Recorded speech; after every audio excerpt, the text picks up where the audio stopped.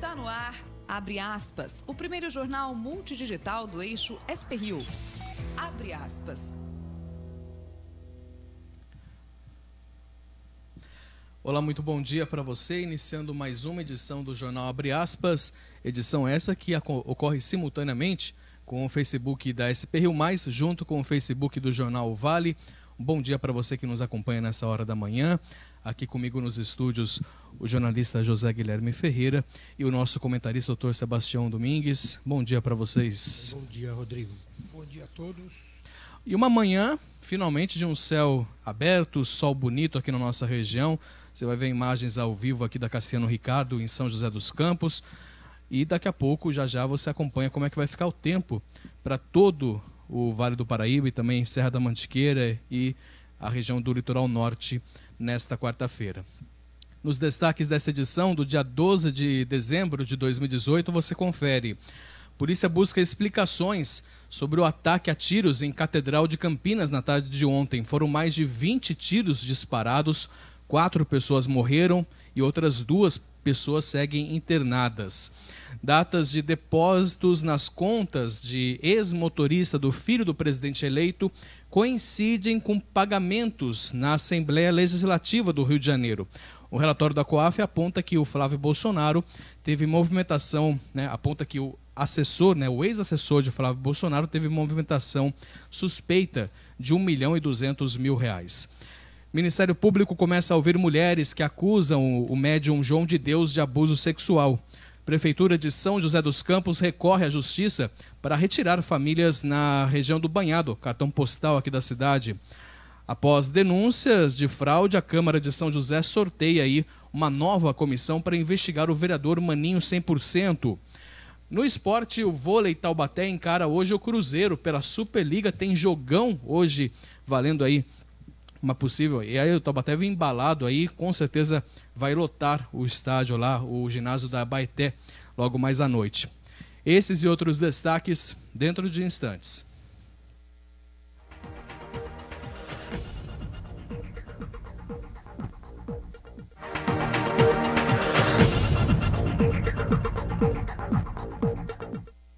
Retornando com o Jornal Abre Aspas, iniciamos essa edição com o terror vivido lá em Campinas, no interior de São Paulo.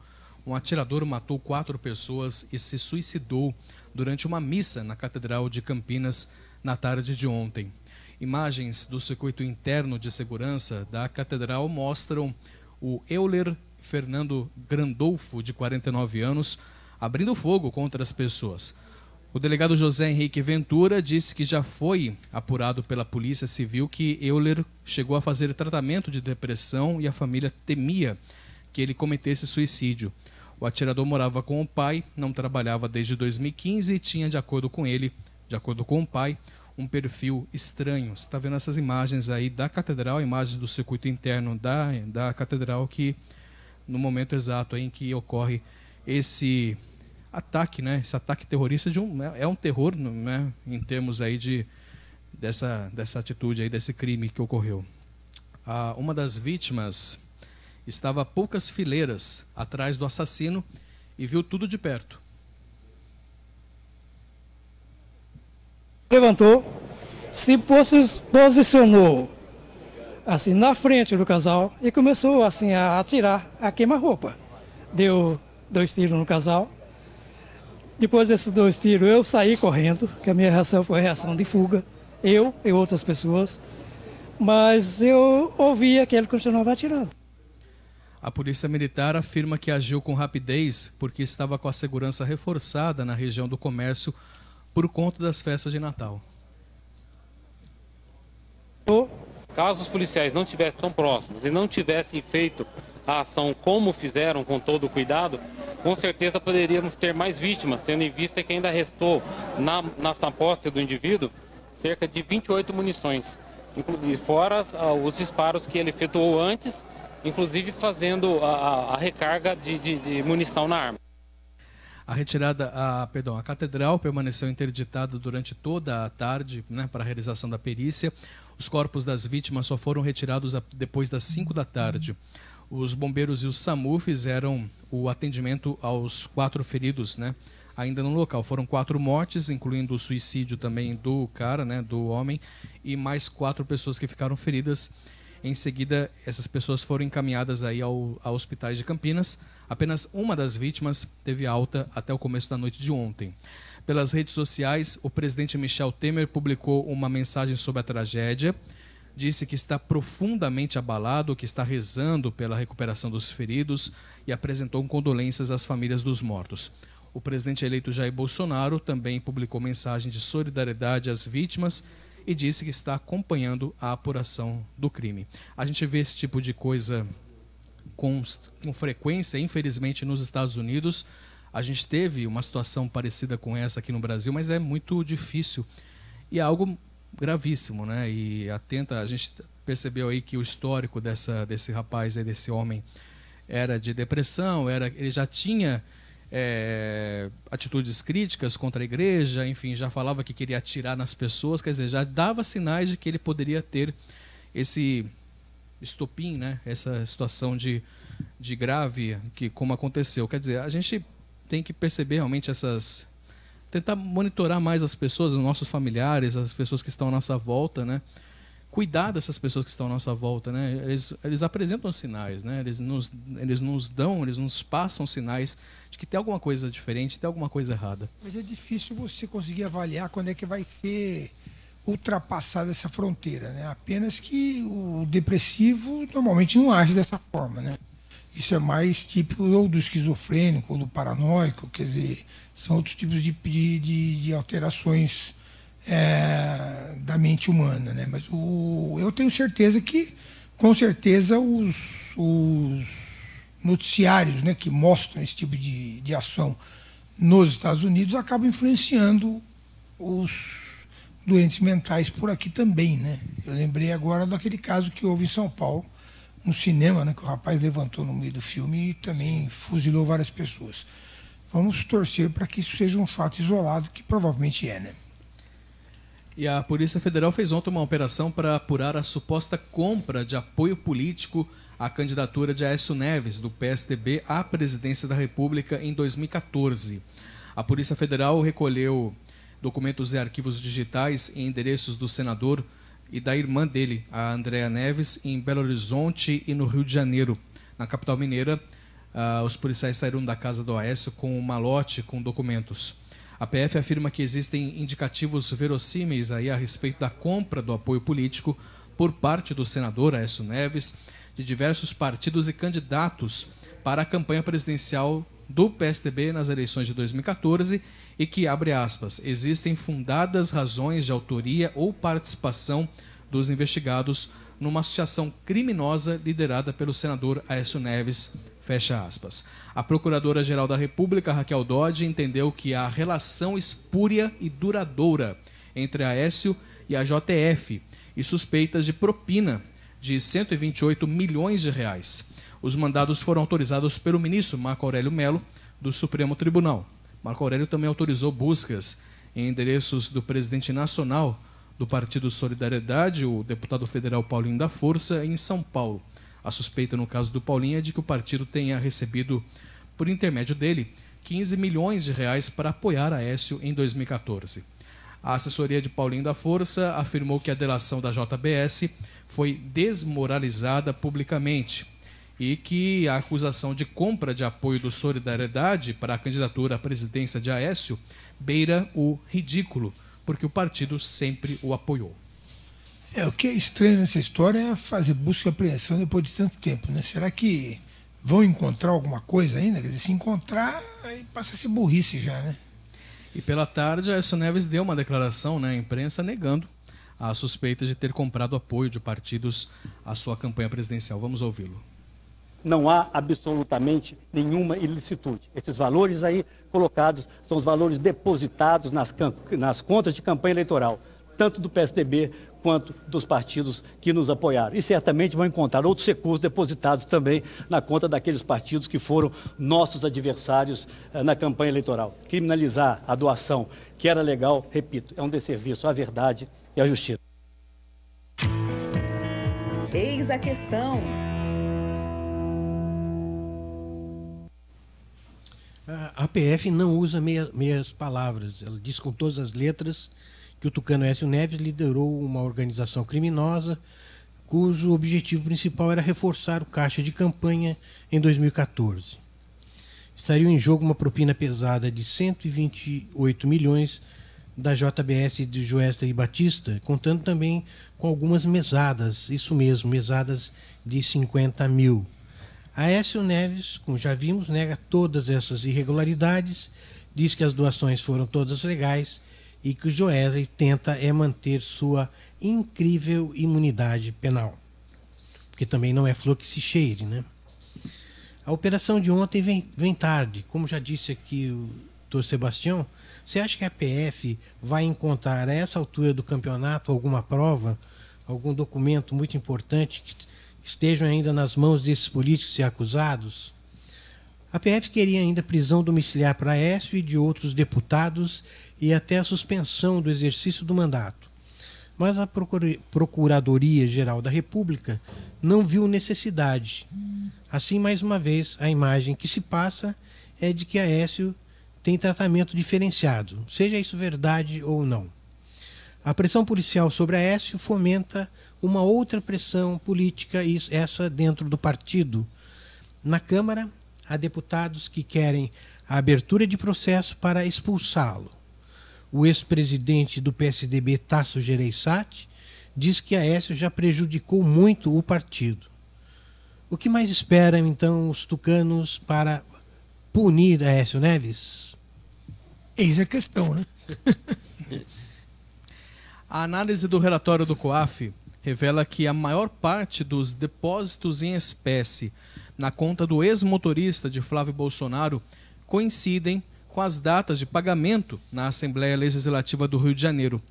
9 ex-assessores do filho do presidente eleito repassaram dinheiro para o motorista.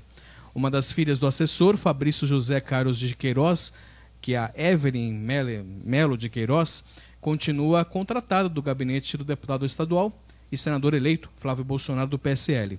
Além de Evelyn, uma irmã, Natália, e a mãe delas, Márcia, também trabalham no gabinete de Flávio Bolsonaro. Mas até agora ninguém da família apareceu para explicar a quantidade de depósitos e saques nas contas de Fabrício de Queiroz, que é o ex-assessor e o ex-motorista do filho do presidente eleito. O COAF apontou que Fabrício teve uma movimentação suspeita de R$ 1.200.000 durante um ano.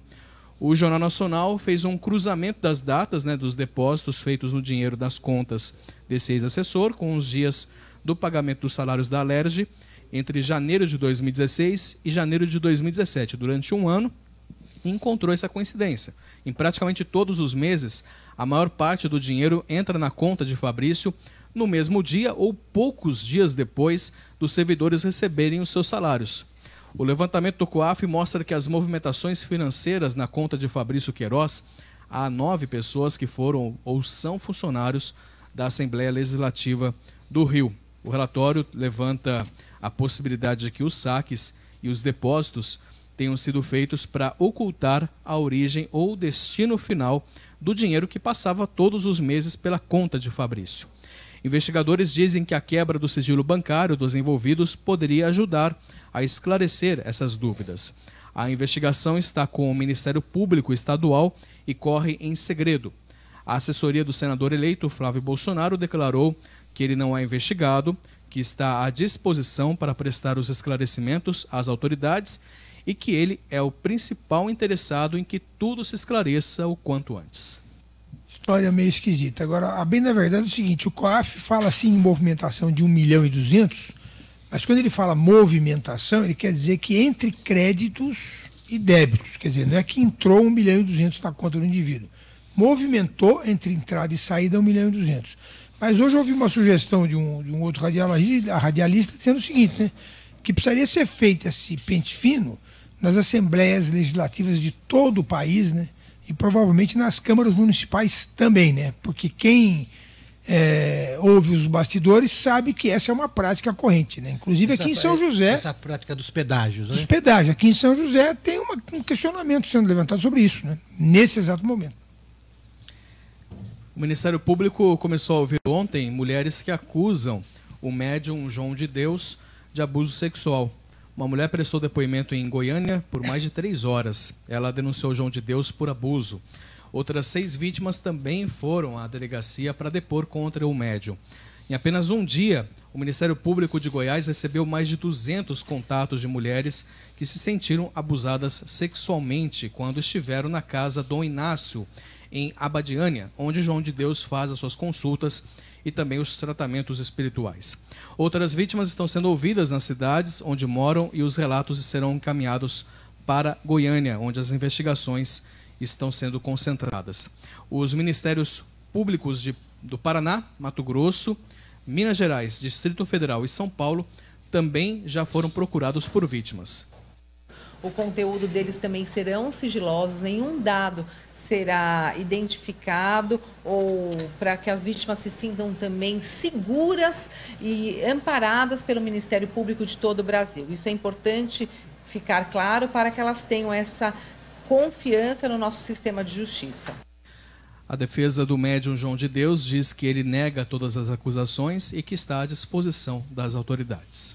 Sem comentários, né? Mas realmente é muito triste, né? Porque as pessoas que o procuravam viam nele alguma coisa, entre aspas, santa, né? Quer dizer, alguma pessoa que tivesse um poder especial e tal, e ele usava essa influência para se aproveitar das pessoas, né? Quer dizer, isso aí para mim, é crime duplamente qualificado, né? Porque você, além de praticar o crime, você pratica o crime numa pessoa que está frágil, né? Frágil, exatamente. Além de doente, até porque a maior parte das pessoas que vão lá ter algum problema, né? Ou psicológico ou físico, e ele se aproveitava dessa situação.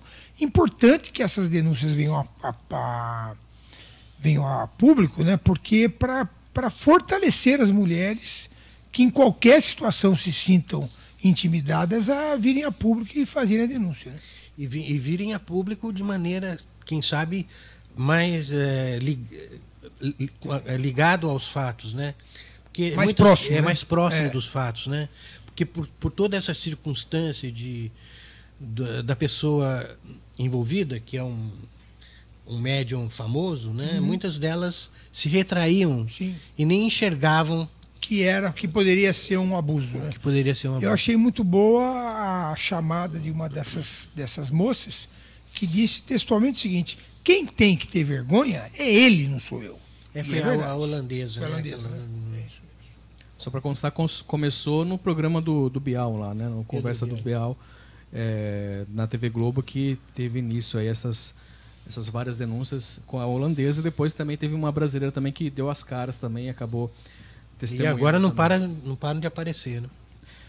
Vamos falar de política. O candidato derrotado à presidência da República pelo MDB, o Henrique Meirelles, irá assumir a pasta da Secretaria da Fazenda do Estado de São Paulo. Chama o Meirelles e o João Dória chamou. O anúncio foi feito ontem pelo governador eleito João Dória, do PSDB. Olá, pessoal. Hoje estamos fazendo aqui o último dos anúncios dos nossos secretários. Um grupo robusto de pessoas capacitadas e absolutamente comprometidas com o desenvolvimento social e econômico do Estado de São Paulo. Um orgulho para o nosso Estado, nesse momento, anunciarmos a incorporação de Henrique Meirelles como secretário da Fazenda, Planejamento e Gestão do Estado de São Paulo. São Paulo fez aquilo que o Brasil desejaria fazer. Chamou o Meirelles e ele aceitou. Meirelles, muito obrigado. Sucesso para você. Acelera. Meirelles é o 6º ministro do presidente atual, o presidente Michel Temer, indicado para o secretariado aí de Dória. Além dele foram indicados Rosiele Soares na Educação, Gilberto Kassab na Casa Civil e Sérgio Saleitão na Cultura, Alexandre Baldi para os Transportes Metropolitanos e Vinícius Lumitz para o Turismo. Aí tem 2 comentários, né? O primeiro deles é o seguinte: o Meirelles vai entrar numa situação bem diferente das outras vezes que ele foi chamado, né? Porque ele foi chamado em situações em que o Brasil estava numa situação pior, né? Como agora quando ele entrou com o Temer, né? E ele vai pegar o Estado de São Paulo, que é um Estado economicamente equilibrado, né? Que, aliás, eu fico até meio bravo quando eu vejo o noticiário, porque se fala muito dos estados que estão falidos, né? Mas se fala pouco dos estados que estão economicamente bem administrados. E a administração financeira de um serviço público, seja ele prefeitura ou Estado, é muito importante porque reflete diretamente nos serviços que que esse órgão público pode oferecer. Então, é uma excelente aquisição para o Estado de São Paulo. E já está correndo a fofoca aí de que o Dória chamou o Meirelles para ser candidato a governador em 2022, né? E o Dória é candidato a presidente em 2022 e já chamou o Meirelles para ser candidato a governador. Já se constrói as alianças. Já se constrói desde já, né? E a Justiça de São Paulo aceitou ontem a denúncia de improbidade administrativa proposta pelo Ministério Público de São Paulo contra o ex-prefeito João Dória, agora atual governador, e o atual prefeito Bruno Covas, e ex-secretários Anderson Pomini e Cláudio Carvalho de Lima, por conta dos editais do Carnaval de 2018 e de 2019, que teve como vencedora a empresa Dream Factory. Com isso, Covas, João Dória e os dois secretários, além da empresa, viram réus no processo. Na ação, o Ministério Público pediu a anulação do edital do Carnaval e a elaboração de um novo. O valor da causa é de R$ 15.500.000. O promotor vê irregularidades no modelo escolhido para essa contratação. Em nota, a Prefeitura afirma que os procedimentos foram realizados de acordo com os mais rigorosos parâmetros legais e administrativos, de forma a tornar todo o processo regular e transparente, diz a nota. A assessoria do governador eleito, João Dória, alega que o processo de licitação foi conduzido de forma rigorosa, regular e transparente, e que os esclarecimentos necessários serão prestados à Justiça e será comprovada a ausência de qualquer irregularidade. E a seguir, Movimento Brasil Livre, o MBL, suspeita de fraude, vai à Justiça contra o sorteio da comissão para investigar o vereador Maninho 100%. Os vereadores ontem votaram, novamente, retornaram aí com o voto e sortearam essa nova comissão. A gente vai dar já os detalhes dessa nova comissão que irá investigar o vereador Maninho 100%. O Jornal Abre Aspas retorna dentro de instantes.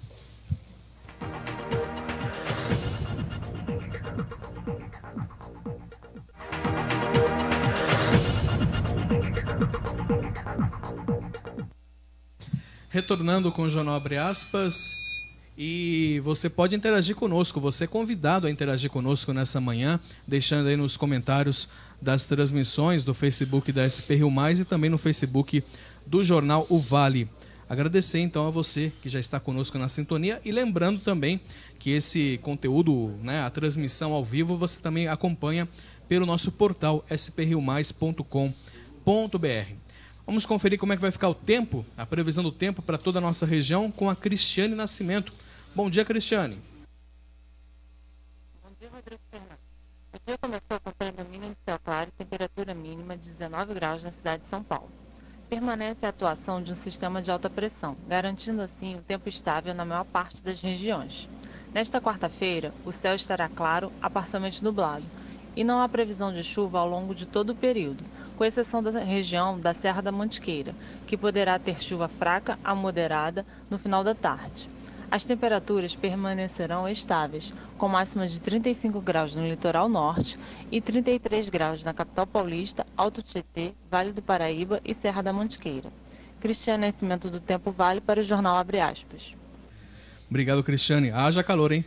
Temperaturas acima dos 30 graus e as temperaturas máximas aqui na nossa região. Informações regionais aqui, falando de política, após uma ação protocolada na Justiça que acusou o presidente e a mesa diretora aqui de São José dos Campos, da Câmara de São José dos Campos, de supostas irregularidades no sorteio que definiu os integrantes da comissão processante para investigar o vereador Maninho 100% do PTB, foi realizado um novo sorteio que definiu novos integrantes na sessão de ontem. A definição foi feita seguindo a lei orgânica do município, que estabelece que o processo deve ser conduzido com base na representação dos partidos na Câmara. A ação protocolada apontou que a lei foi ignorada na votação anterior. O novo sorteio ocorreu após o MBL, Movimento Brasil Livre, de São José dos Campos, protocolar uma ação popular na Justiça por supostas irregularidades no sorteio também. Você vai ver imagens aí do sorteio que ocorreu na última quinta-feira, dia 6. Imagens aí do Portal G1 junto com a TV Câmara de São José. E o Portal G1 ele fez o zoom ali na mãozinha da assessora, da auxiliar, do chefe de gabinete da presidência, que é a Débora de Oliveira Alves. E ela teria interferido no processo, essa suposta interferência dela no processo. Na ação, a MBL aponta que há indícios de que diferença na conduta de Débora, que foi responsável por dobrar os papéis para o sorteio dos integrantes da comissão. Houve indícios de diferença. Ou seja, ela pega, às vezes, o papel, ela dobra em 4 partes, né, e coloca na urna. Para ela dobrou apenas em 2 partes, deixando a entender que ficaria mais fácil de ser tirado. Enfim, o MBL constatou que seria uma irregularidade e entrou com uma ação contra esse tipo de atitude da chefe de gabinete aí do presidente da Câmara, Débora de Oliveira Alves. Nessa nova votação, os vereadores que vão compor essa comissão são Lino Bispo, do PR, Esdras Andrade, do Solidariedade, e Roberto do Eleven, do PRB. O vereador Maninho 100% informou que foi favorável à abertura da comissão processante para que, segundo ele, possa comprovar que não está envolvido em irregularidades. Caso as denúncias sejam comprovadas, ele até pode perder o cargo de vereador. O importante é a Câmara ter voltado para a mesa diretora, ter voltado atrás e realizado um novo sorteio para que não parem dúvidas sobre esse processo, né? Líder mundial na fabricação de jatos comerciais de até 150 assentos e terceira maior fabricante de aviões comerciais, né, do mundo e principal exportadora de bens de alto valor agregado no Brasil, a Embraer disse à Justiça que a fusão comercial com a Boeing é a, abre aspas, tábua de salvação da companhia. De acordo com advogados da fabricante brasileira, em manifestação na ação popular movida por deputados petistas contra esse acordo, a empresa estaria em situação difícil e a única saída seria a composição comercial com a norte-americana Boeing. A empresa disse que a união, neste momento, tornaria o caminho adiante mais suave e promissor para a Embraer, na visão de especialistas do setor aéreo. É o que disse aí a Embraer diante desse acordo comercial que foi questionado pelos deputados aí, pelos parlamentares petistas. O maior concorrente da Embraer seria a Bombardier, né? E a Bombardier foi comprada por $1 pela Airbus, né? Então, quer dizer, se formou um conglomerado Airbus Bombardier de um lado, a Embraer não podia ficar de fora, porque efetivamente é uma área em que a tecnologia é muito importante e quanto mais conhecimento você puder agregar, mais fácil será você se estabelecer no mercado, né? E trabalhadores terceirizados da unidade de tratamento de gás da Petrobras em Caraguatatuba fizeram um protesto ontem em frente da unidade. A mobilização é contra a redução no pagamento na participação dos lucros, né? O PLR, e os resultados e também o fim do Vale-Refeição. Segundo os funcionários, durante toda a manhã de ontem, policiais foram à entrada da empresa e houve muita confusão lá. Alguns acusaram os policiais de violência, de usar bombas de efeito moral contra os funcionários, mas felizmente ninguém ficou ferido. A Petrobras informou que o acordo com os funcionários é de responsabilidade das empresas contratadas e os contratos de serviço atendem à lei atual. A empresa não comentou a greve nem a confusão no local durante a manhã de ontem. A PM também foi procurada pela equipe de reportagem lá e tudo mais e não retornou até a publicação dessa... Até o momento, né? A PM não se manifestou com relação a isso. Mas aí a Petrobras informando que está dentro da lei com relação a esses acordos. O fato concreto é que toda empresa que terceiriza, ela é solidária nas responsabilidades dos terceirizados, né? Vamos ver como é que vai desenvolver isso aí. E a Câmara de Pindamonhangaba adiou a votação do projeto que prevê o armamento da Guarda Municipal. O texto seria votado na última segunda-feira, mas aí os vereadores pediram a inclusão de uma emenda e, por isso, o projeto foi engavetado por mais uma semana. A iniciativa foi encaminhada à Câmara pelo Executivo pedindo votação em caráter de urgência.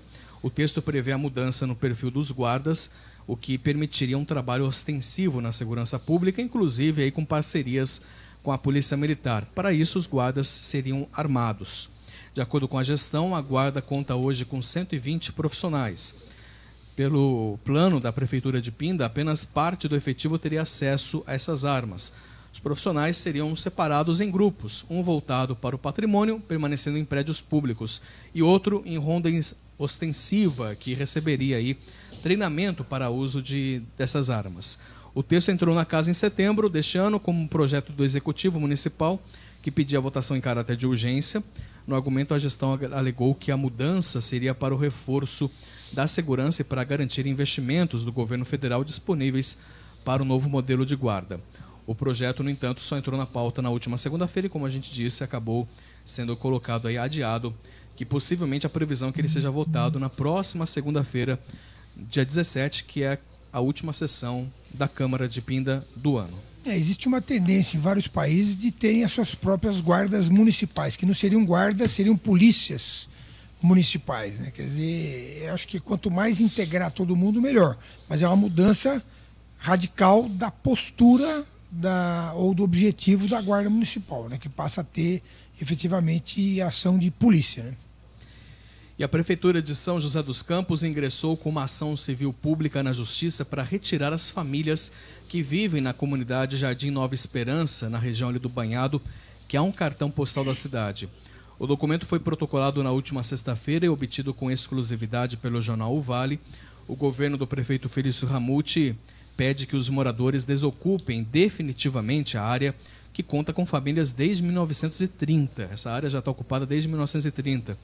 A ação tem 414 páginas e é embasada em uma série de documentos como dados da Secretaria de Saúde, que apontam que os moradores ali da área com doenças respiratórias, laudo do Corpo de Bombeiros que aponta risco significativo de incêndio, enfim. São anexados aos arquivos aí reportagens também de grandes incêndios pelo país e até de matérias produzidas pelo jornal Vale. O laudo, por exemplo, aponta que caso um incêndio aconteça em uma das casas, as demais poderiam ser atingidas. Os principais pontos apresentados são os materiais usados para a construção dessas casas. A ausência de separação também entre as edificações, ligações elétricas regulares e precárias e também o grande acúmulo de lixo na região. O governo tucano criou nos últimos meses um projeto que oferece aos moradores dessa comunidade um valor de R$ 5.000 para o auxílio mudança e também de demolição, além de R$ 700 mensais de aluguel social para essas famílias. A ação traz exemplos de imóveis que podem ser alugados com o valor. O documento ainda aponta dados do plano diretor do município, aprovado recentemente pela Câmara, e projetos para a criação do Parque Natural Municipal do Banhado, na área de proteção ambiental do local, que é o cartão postal do município. No fim de novembro, a Defensoria Pública entrou na Justiça, com uma ação contra a Prefeitura, pedindo o fim dessa ofensiva para a retirada dessas famílias. A Defensoria afirma que o Poder Executivo, com a proposta para retirar as famílias, tem agido no sentido de eliminar essa comunidade. Realmente é um assunto que merece vários comentários, né? O primeiro deles é que toda vez que aparece uma tragédia aí de incêndio, de desmoronamento, né, sempre se questiona como é que o órgão público deixou aquilo acontecer, né? Então é um fato concreto, quer dizer, tem um laudo do Corpo de Bombeiros, nem precisava do laudo para saber disso, mas esse é um documento oficial, que é um lugar de risco, né? É um lugar insalubre, não há como você colocar água e esgoto, porque é uma área ocupada, não é uma área legalizada, é uma área de proteção ambiental, então tem vários fatores que, a rigor, justificam a não habitação daquele lugar. A Prefeitura tem tentado conversar e o próximo passo realmente é via judicial. O prefeito aqui na rádio disse que, ele foi até uma entrevista muito interessante, ele disse claramente que ele não está preocupado em fazer a via banhado, tá certo? E não vai fazer a via banhado na gestão dele. O que ele está preocupado é em dar condições de moradia, de moradia para as pessoas que estão lá na área do banhado. A justiça, teoricamente, é uma área isenta, quer dizer, ela vai julgar isso aí sob todos os pontos de vista, né? E vamos aguardar a decisão. O que é importante é que a Prefeitura parece que está decidida a dar uma solução ao problema que se arrasta há muitos e muitos anos, né? A seguir, as informações do esporte. Hoje tem jogão em Taubaté pela Superliga de Vôlei. O Jornal Abre Aspas retorna dentro de instantes.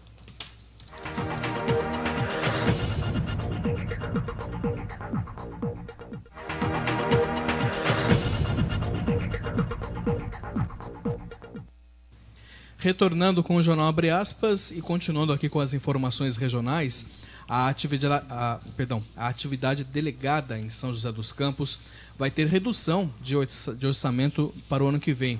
O governo do prefeito Felício Ramute vai reduzir em R$ 732 mil o valor direcionado a esse programa. De acordo com a Lei Orçamentária Anual, a Prefeitura destinará R$ 2.900.000 para a atividade delegada. Esse montante representa uma redução de 20% em relação ao valor fixado para esse ano.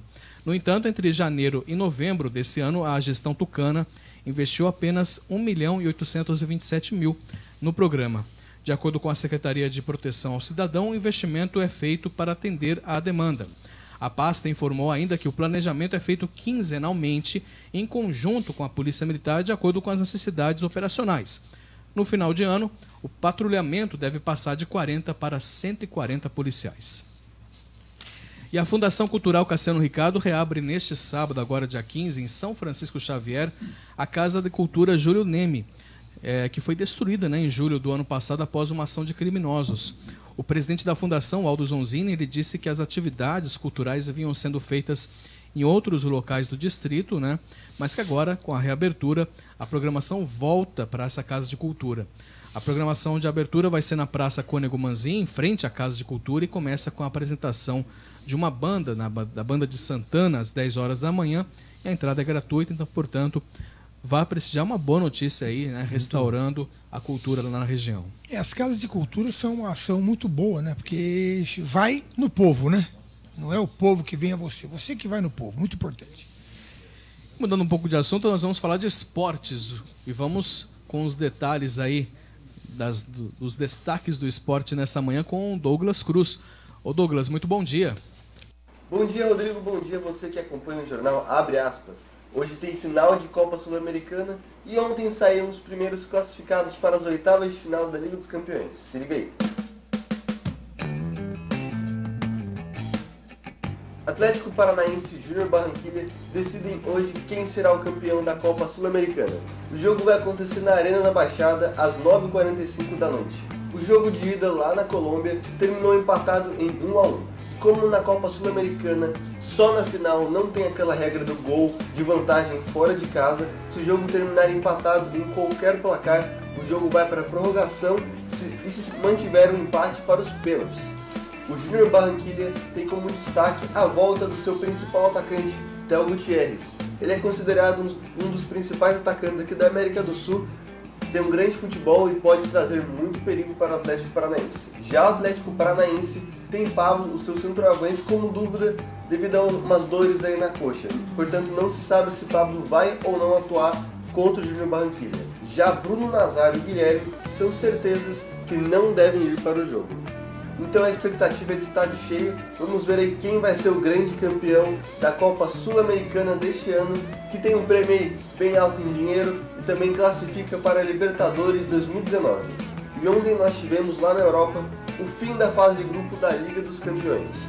Nós tivemos aí algumas grandes equipes europeias que foram eliminadas diretamente, ou seja, que ficaram na quarta colocação e não disputarão nenhum campeonato, ou na terceira colocação, que vão se classificar para a Liga Europa. Porém, apenas os 2 primeiros de cada grupo se classificaram direto para as oitavas de final da Liga dos Campeões. Começando pelo grupo B, onde a famosa Inter de Milão, time italiano, foi eliminado e ficou na terceira colocação, sendo desclassificado da Champions League e se classificando para a Liga Europa aí como um prêmio de consolação. Já no grupo C, o Napoli, também italiano, foi eliminado depois de perder para o Liverpool por 1-0 e do time de Neymar, PSG, ganhar de 4-1 do Estrela Vermelha. Outro destaque também nesse grupo é que Neymar fez mais um gol e aumentou aí sua conta de maior brasileiro artilheiro da Champions, com 32 gols. Bom, por hoje é só. Voltamos amanhã aí com o grande campeão da Copa Sul-Americana, Douglas Cruz, para o jornal Abre Aspas.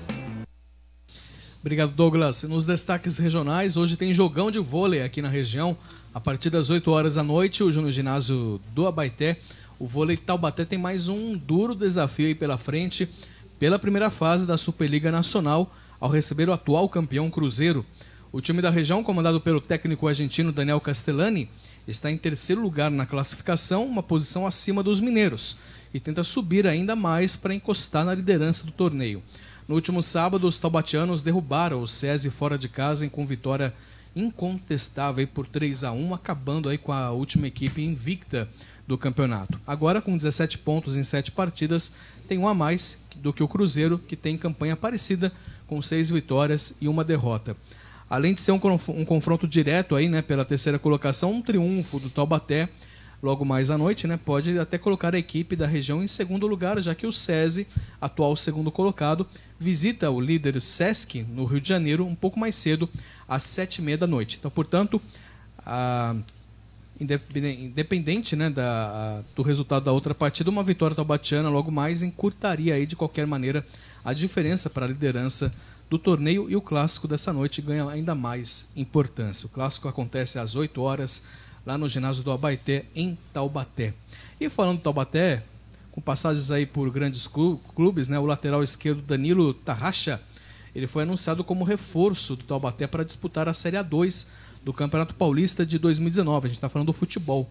O atleta treinava com o grupo antes do recesso e agora teve a sua contratação oficializada. Com passagens aí por grandes clubes, o jogador assinou o seu contrato e está pronto para a briga pelo acesso. Danilo tem passagem por times como Linense, Brasiliense, Vitória da Bahia, Criciúma, enfim. O último clube defendido por Tarraxa foi o Patrocinense de Minas Gerais. Ele também disputou recentemente o Paulistão pelo Água Santa. O elenco do Burro da Central está de férias e volta aos treinamentos no próximo dia 2 de janeiro. A estreia da equipe na Série A2 do Campeonato Paulista é contra o Penapolense, fora de casa, no dia 20 de janeiro. Boa sorte aí ao Burrão e também boa sorte à equipe de vôlei do Taubaté, que hoje tem uma grande partida, um clássico contra o Cruzeiro. É isso. Deixa eu agradecer apenas aqui a você que interagiu conosco durante essa manhã. A Denise Correia está junto com a gente, mora em Paraisópolis, né? Região ali próxima da Serra da Mantiqueira, ali na divisa, ali perto de São Bento do Sapucaí, né? Muito obrigado, viu, Denise, pela companhia, pela participação aqui conosco. O Rafael Fernandes, só não sei de onde que ele é, Rafael, obrigado também pela companhia. Enfim, outras pessoas também curtiram, participaram, interagindo com a gente aqui, Geraldo, Rita, Jossi, Florenço. Participe, deixe seus comentários aí nas transmissões. Depois permanece esse vídeo, né, no nosso Facebook, também no Facebook do Jornal Vale. Também você pode interagir conosco, deixando aí os seus comentários. Sebastião, doutor, muito obrigado mais uma vez pela companhia. A gente te aguarda semana que vem. Deixar um abraço aqui para Paraisópolis, que eu tenho muitos pacientes de lá. Também lá. A região para quase divisa de Minas, São José né? acaba sendo uma referência médica para eles, né? Que bacana. E Zé, retornamos amanhã. Até amanhã, Rodrigo. Obrigado pela sua audiência. Lembrando, conteúdo na íntegra também no nosso site, sprriomais.com.br. Uma ótima quarta-feira. A gente se encontra amanhã, quinta. Até mais.